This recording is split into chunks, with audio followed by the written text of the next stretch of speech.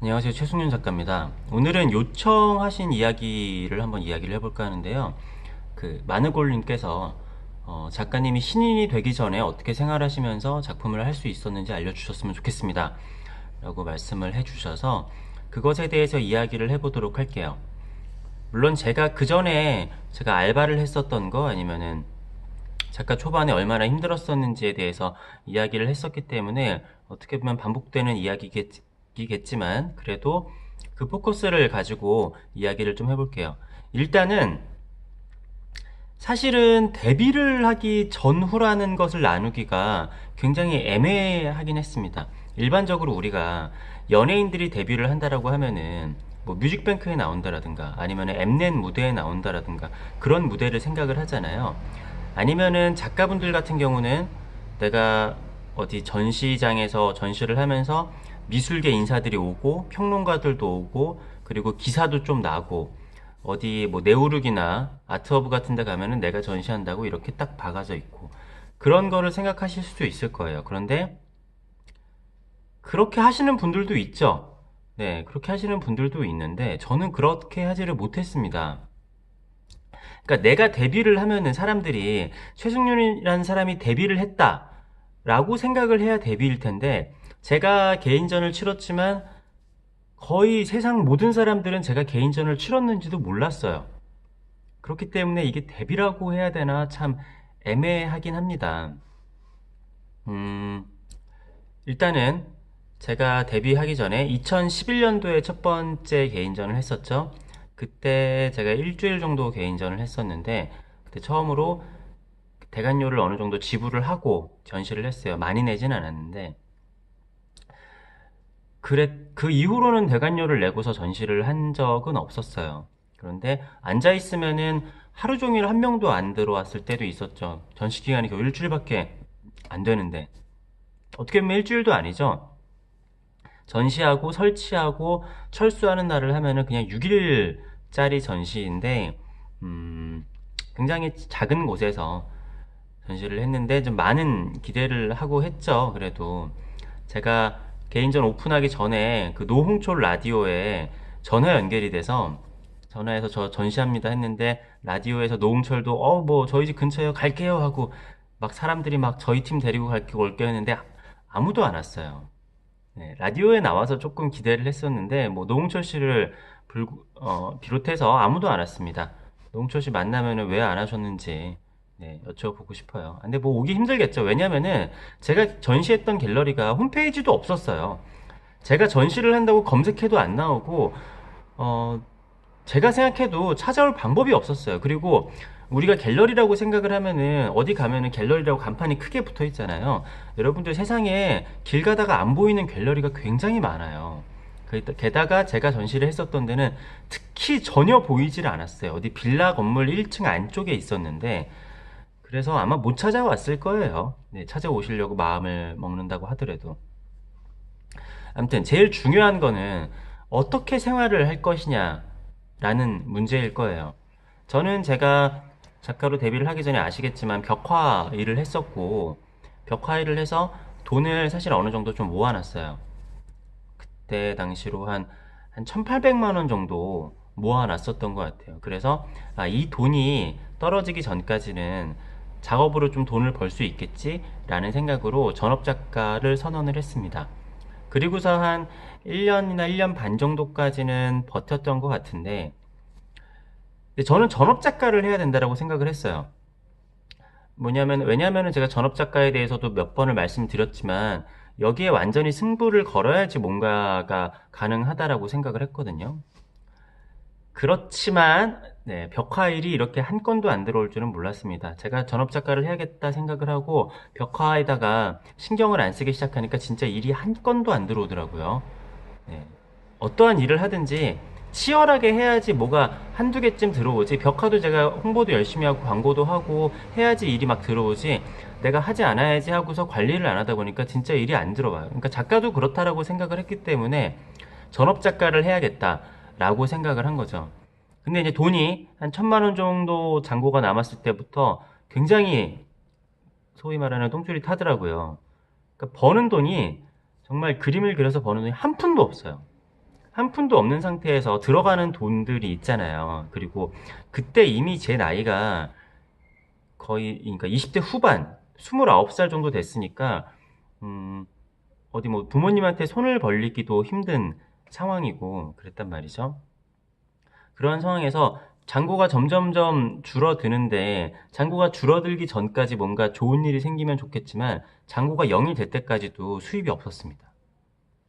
수입이 없는 상태에서 정말 어떻게 지금 지나고 생각을 해보면 어떻게 살았는지 모르겠을 정도로 희한하게 꾸역꾸역 버텼어요. 그러니까 지금 생각하면 간단하게 꾸역꾸역 버티고 사람들이 어떻게든 버티면은 뭐 그런 얘기 있잖아요. 뭐 몇 년만 버티면 된다. 어떤 분야에서든 뭐 10년만 하면 전문가가 된다. 이런 얘기 있는데 제가 늘상 하는 얘기지만 여러분 3일만 굶어도 사람이 거의 죽어갑니다. 그렇겠죠? 물만 먹어도 한 일주일만 있으면 그렇고 그냥 그게 버틴다라는 거지 뭔가 생산적인 활동을 하는 것은 불가능하겠죠.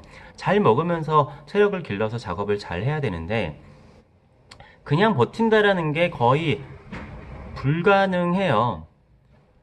근데 아무튼 근데 뭐 제가 부모님한테 사실은 돈을 빌리기도 하고 저희 집은 그냥 주는 건 잘 없어요. 그리고 제가 어떻게 보면 실질적인 데뷔 무대라고 하면은 영은미술관에서 5번째 개인전을 했을 때였던 것 같아요. 그때 미술관에 들어가는데 미술관에 들어갈 때도 돈이 한 푼도 없었어요. 왜냐하면 작업도 해야 되고 여러 가지 일을 해야 되는데 돈이 없어서 그때도 부모님께 돈을 빌렸죠. 그리고서 나중에 돈은 갚았어요. 근데 여운미술관에서 개인전을 하면서 처음으로 이제 그림을 판매를 해봤죠. 판매를 해보고, 근데 물론 빌린 돈보다 훨씬 적은 돈을 판매를 했었고, 그런 다음에도, 음, 거의 작품으로 버는 돈이 없었어요. 작품으로 돈을 버는 게 거의 없어요. 제가 얼마 전에 아는 동생이랑 통화를 하다가, 제가 요즘에 이제 결혼 준비를 하느라, 이제 뭐 집도 알아봐야 되고 하는데 제가 지금 모은 돈이 그렇게 많지 않거든요. 그래서 걔가 그러더라고요. 형 모은 돈이 그거밖에 없어? 형 잘 나가잖아. 그러는데 제가 실제로 돈을 벌기 시작한 게 몇 년 안 됐어요. 작품으로 돈을 벌기 시작한 게 30대 초반까지도 작품으로 돈은 거의 못 벌었다라고 보시면 돼요. 나이 30 넘어가지고 남자가 돈 한 푼 못 벌면 진짜 참 쓰잘데기 없죠. 2000 지금이 2018년이죠. 2016년 3월 달에도 제 통장 잔고는 0이었습니다. 불과 2년 전만 해더라도 제 통장 잔고가 0이었어요. 그러니까 그때는 제가 이제 작품으로 조금 조금씩 돈을 벌긴 했지만 그게 뭐 돈을 쌓을 만큼의 돈도 아니었고 저축을 할 만한 여유도 전혀 없었어요. 그냥 때때마다 그냥 쓸 수 있는 돈이었죠. 근데 생각을 해보면 그때는 통장에 한 100만 원 정도 들어있어도 아, 돈 벌었다라는 느낌이 좀 있었어요. 그래서 그 정도가 통장 잔고에 있으면은 이제 맥도날드 같은 데 가서 햄버거 세트를 먹으면서 아, 내가 번 돈으로 그림 팔아서 번 돈으로 이렇게 식사를 할 수 있다는 게 참 행복하다. 이러한 생각을 했었던 것 같아요. 아무튼 정말 꾸역꾸역 어떻게 버텼는데 자세한 건 잘 기억이 안 나요. 근데 저도 그 당시에 도대체 이걸 어떻게 해야 되고 다른 작가들은 어떻게 버티는 걸까 생각을 해서 제가 뭐 자살 생각들도 굉장히 많이 했었다고 했죠. 몇 년 동안은 머릿속에 자살이라는 생각이 떠나가지를 않았어요. 그러니까 그 한순간만 그랬던 게 아니라 죽을까 죽을까 죽을까 하는 생각이 거의 30대 초반에는 거의 매일매일 매 순간마다 했었던 것 같아요. 진짜로 앞이 안 보이거든요. 몇 년만 버티면은 그러니까 저는 어떻게 보면 운 좋게 그렇게 몇 년을 버티다 보니까 수입이 생겼지만 몇 년이 아니라 10년, 20년을 버텨도 수입이 안 생기는 분들이 굉장히 많아요. 그런 분들이 자기는 뭐 이런 거에 이제 초월했다라고 말씀을 하시는 분들도 있는데 경제적인 상황에 돈이 없는데 돈에 초월할 수 있는 사람은 단연컨대 제가 봤을 때는 없어요.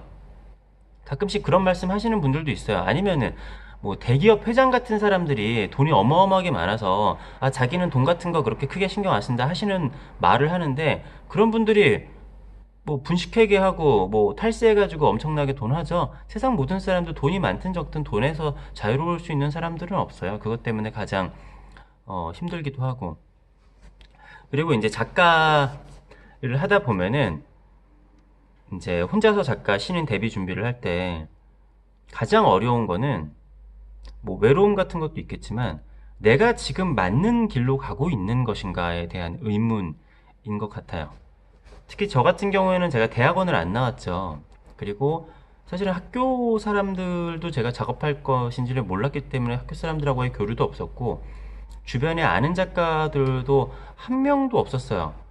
그래서 정말 그냥 혼자 집에서 작업만 하는데 내가 지금 작업을 하고 있는 이게 과연 옳은 방향으로 가고 있는 것인가에 대한 의문이 엄청나게 커요. 어떻게 보면은 제가 작업을 하고 있는 반대의 법칙이나 아니면은 제가 세상을 바라보는 시선에 대해서 말씀을 많이 드리잖아요. 그게 제가 혼자서 내 작업에 대해서 스스로 평가를 하고 이게 지금 옳은 방향으로 가고 있는가에 대해서 혼자서 평가를 해야 되는데 이게 굉장히 치우쳐질 수 있잖아요. 이런 생각을 하면 이런 식으로 생각이 되고 이런 식으로 하면 이런 식으로 생각을 되고 그리고 이 생각이 만약 굳혀지면은 내 작품을 누군가가 알아봐 주지 않으면은 내가 옳으니까 세상이 잘못된 걸로 탓하고 그럴 수가 있잖아요. 근데 그것을 항상 조심하기 위해서 제가 세상을 보는 방법에 대해서 이제 객관적으로 생각을 많이 하려고 했고 그것 자체가 하다 보니까 제 작업의 주제가 된 케이스인 거죠. 음, 아무튼 그래서 그 당시에는 제가 사람들한테 많이 물어보고 뭐 그랬었던 것 같아요. 그러니까 갤러리에서 좀 방향을 제시를 해주거나 누군가가 저한테 방향을 제시를 해주기를 굉장히 바랬어요. 내가 지금 그리고 있는 것이 맞는 것인지 아니면은 누군가가 이렇게 이렇게 그려라라고 좀 말이라도 해주면 참 좋겠다라는 생각이 있었죠. 답답하니까. 근데 지금은 제가 작품을 하면은 점점 시간이 지나면서 제 작품을 소장해 주시는 분들이 생기고 아 내가 틀린 길로 오지 않았구나 내가 이런 식으로 작업을 해도 인정을 받을 수 있구나 라는 생각으로 그런 스스로의 자신감이 쌓여갔지만 그 당시에는 그런 게 전혀 없잖아요. 제가 어디다가 지원을 해도 아무런 반응이 없고 전부 다 떨어지고 전시를 내도 작품이 하나도 팔리지 않으니까 이게 내가 지금 다 잘못된 길로 가고 있는 건가 라는 생각을 하기가 굉장히 쉽단 말이죠. 아니면 뭐 대학원이라도 다닌다라고 하면은 주변에 작업을 하는 사람들이 많이 있고 선배나 후배 아니면 교수님들이 뭐 이렇게 가르쳐 주시기도 하죠. 그리고 그 안에서 스스로 연결이 되는 경우들이 있더라고요. 물론 제가 겉에서 봤을 때 이야기고 대학원을 다니신 분들은 또 입장이 다를 수도 있어요. 그래서 뭐랄까 뭔가 슈퍼맨이 돼야 되는 거죠. 사람들을 만났을 때 제가 스스로 PR을 해야 되기 때문에 그러니까 제가 이렇게 좀 작가처럼 이렇게 멋있게 있어서 말도 안 하고 이렇게 무게 잡고 있어도 사람들이 저 사람이 작가여서 무게를 잡고 있는 거구나 하면서 작가주의적으로 봐주면 좋겠는데 근데 제가 아는 사람이 하나도 없고 제가 가만히 있으면은 저에 대해서 알아주는 사람이 없잖아요. 그러면은 프레젠테이션도 잘 해야 되고 그리고 사람이 그냥 뭐 외모가 지금 좋지는 않지만 외모도 잘 갖고 와야 되고 뭐 해야 될 게 굉장히 많았어요. 그리고 누군가를 만났을 때 이 사람이 좋은 사람인지 아닌 사람인지를 내가 판단할 필요가 없잖아요.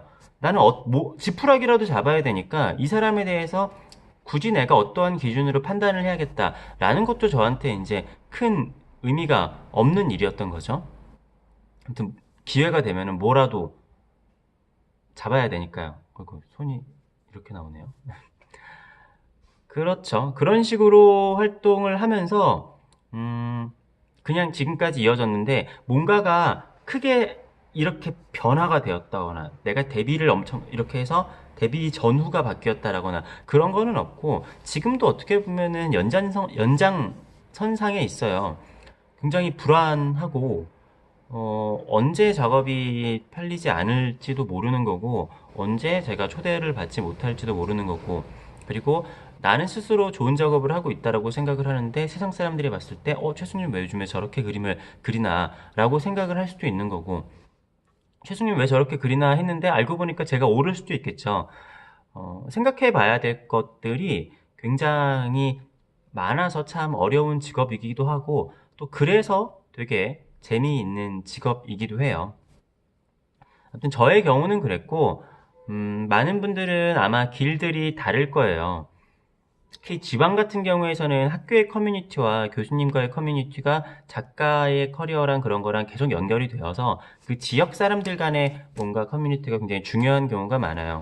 서울 같은 경우에는 비교적 자유롭고 그런 경우들이 많이 있는데 저는 어떻게 보면 서울에 있었기 때문에 더 수월했을 수도 있다라는 생각은 해요. 왜냐하면 제가 그 전에 말씀드렸지만 저는 교수님들하고도 안 친했고 학교 사람들도 저가 작가가 될 거라고 생각을 잘 하지 않았고 그리고 희한하게 저는 지금까지 국공립에서 지원을 받거나 뭔가 뭐 레지던시 들어가거나 아니면 미술은행에 들어가거나 나라나 그런 데서 지원을 받거나 한 적이 한 번도 없거든요. 그리고 국공립이나 그런 데 계신 분들이 희한하게 제 생각인데 제 작업을 별로 안 좋아하세요. 음, 그래서 저는 진짜로 좀 특이한 취향의 갤러리들 몇몇 군데들이랑 이렇게 좀 그런 데들이랑 그리고 저희 컬렉터 분들도 좀 특이한 취향을 가지신 분들이 이렇게 있어서 이제 온라인 시대니까 저를 온라인으로 홍보하고 그러니까 학연 지원으로 하면은 그런 게 잘 안 됐을 거예요. 전혀 안 됐을 사람이에요. 근데 온라인으로 홍보가 가능한 시대니까 되게 특이한 취향을 가지고 계신 분도 이런 작가가 있네 하면서 제 작업을 접할 수 있었던 것 같아요.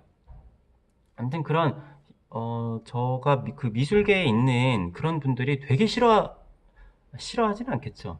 되게 싫어하는 분도 있었어요. 제가 언제 한번 작가 발표를 프레젠테이션을 한 적이 있는데 그분이 어떤 평론가신가 그랬어요. 젊은 평론가신데 제가 이렇게 끝나고 아이고 감사합니다 하면서 이렇게 인사를 하려고 그랬어요. 근데 제 악수도 그냥 씹고 굉장히 기분 나빠 하시더라고요. 그러니까 제가 뭐 말실수를 한 게 아니라 어떻게 저런 생각에 저런 작업을 건방지게 하지 그냥 그런 느낌이었어요. 그러니까 제 인사를 그냥 아예 무시하셨어요. 그러니까 이게 그냥 제가 착각하는 게 아니라 제가 두 명의 작가님이랑 했는데 제가 인사했을 때는 아예 대놓고 무시를 하셨고 옆에 있는 작가님한테는 어우 너무 잘 봤습니다라고 이야기를 해서 제가 기억을 해요. 근데 제가 국공립에 계신 분들 뭐 다 그러지는 않을 거예요. 근데 아무튼 우리나라 지금 그쪽에 중심부에 계신 분들이랑 얘기를 해보면은 되게 안 좋게 보세요. 그런 분도 있죠. 저 사람 최승윤 말을 너무 잘하니까 장사꾼 같다라고 얘기를 하시는 그런 생각을 하시는 분도 있고 아니면 제가 예전에 어떤 평론가 분을 만났었는데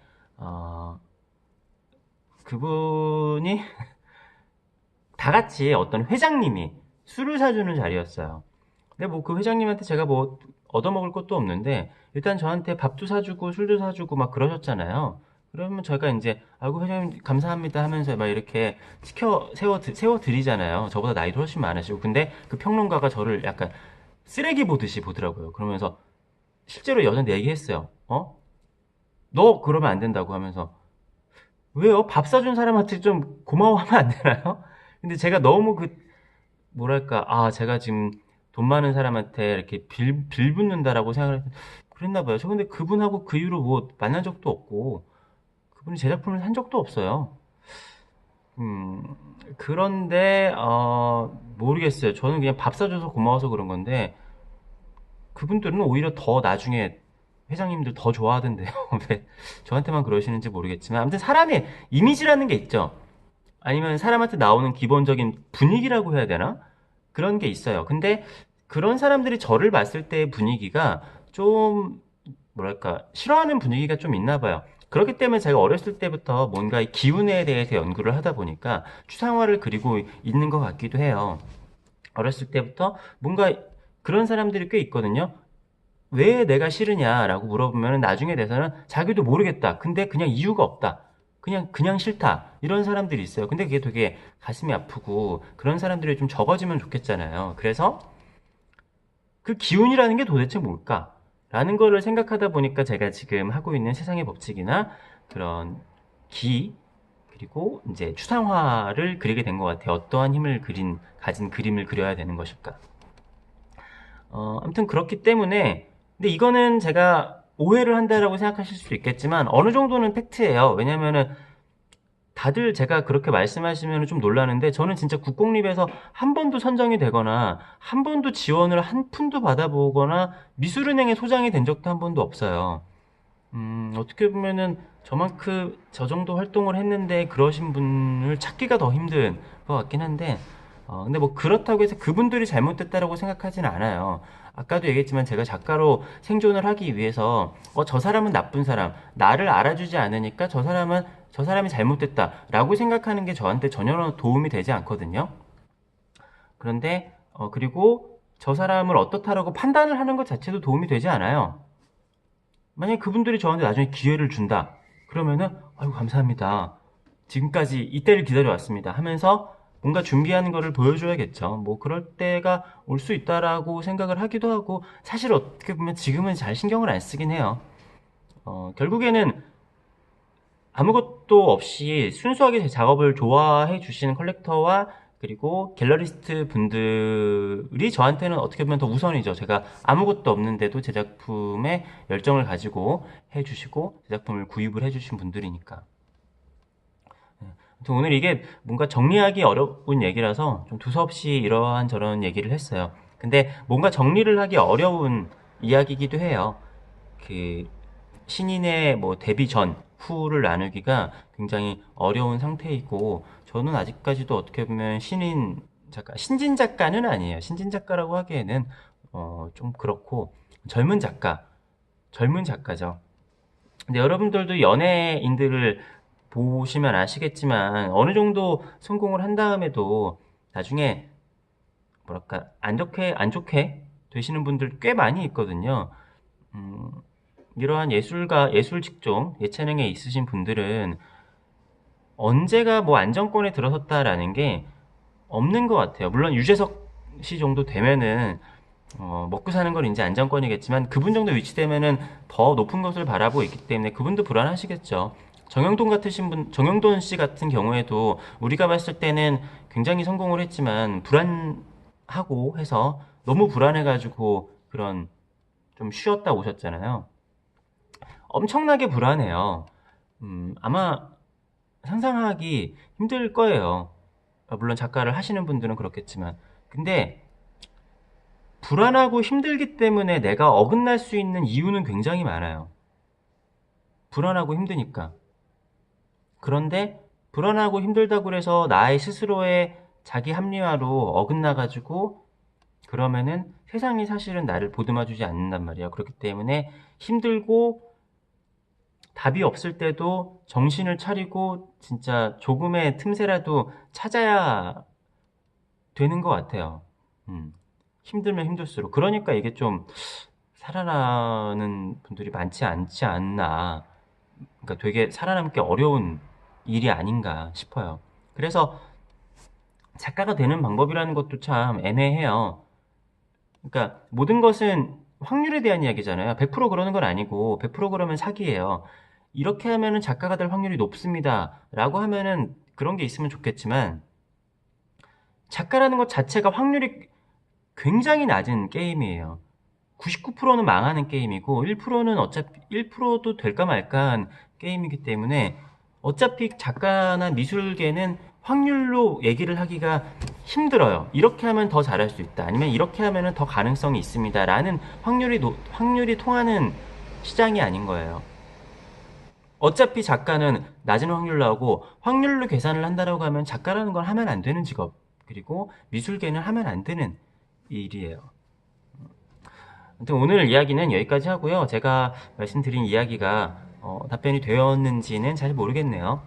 아무튼 이거는 저의 경우고 작가들마다 다 다른 경우가 있을 거예요. 그래도 혹시라도 제 얘기가 누군가에게 좀 도움이 되고 참고가 되었으면 좋겠네요. 영상 봐주셔서 감사하고요. 앞으로도 최승윤 작가의 생각이나 작품 활동이 궁금하신 분들은 구독과 좋아요 부탁드리겠습니다. 감사합니다.